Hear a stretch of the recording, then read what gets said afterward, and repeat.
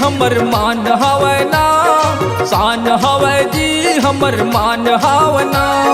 बराबर के हक ला लिखे, बराबर के हक ला लिखे, भीम महान हवै ना। संविधान हमर आन बान शान हवै ना, संविधान हमर आन बान शान हवै ना।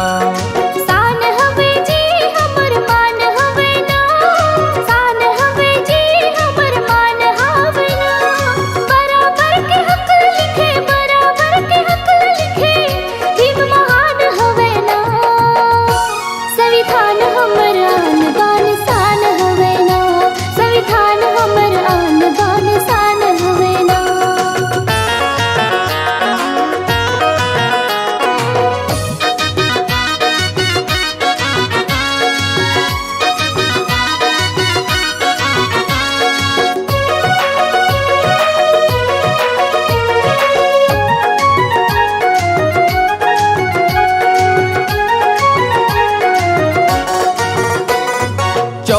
अनुच्छेद में लिखे समता अधिकार, छोटे बड़े सबके लिए बराबर विचार, छोटे बड़े सबके लिए बराबर विचार।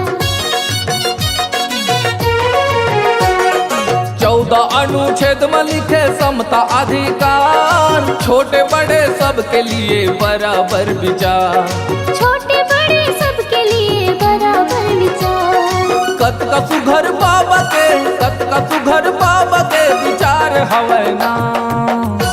संविधान हमर आन बान शान हवै ना, संविधान हमर आन बान शान हवै ना।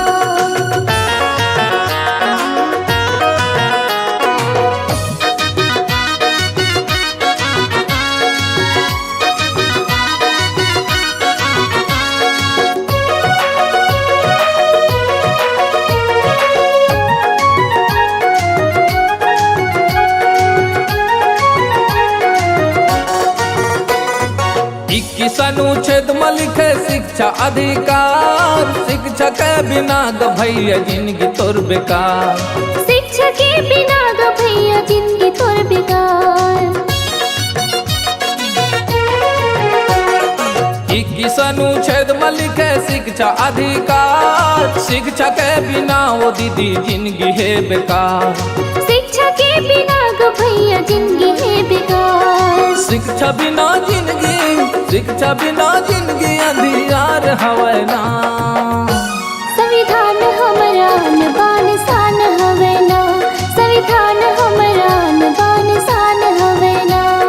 शान हवै जी हमर मान हवै ना, शान हवै जी हमर मान हवै ना।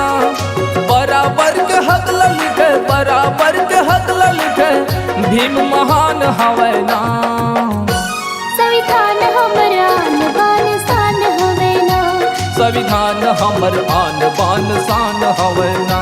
संविधान हमर आन बान शान हवै ना, संविधान हमर आन बान शान हवै ना। संविधान हमर आन बान शान हवै ना, संविधान हमर आन बान शान हवै ना।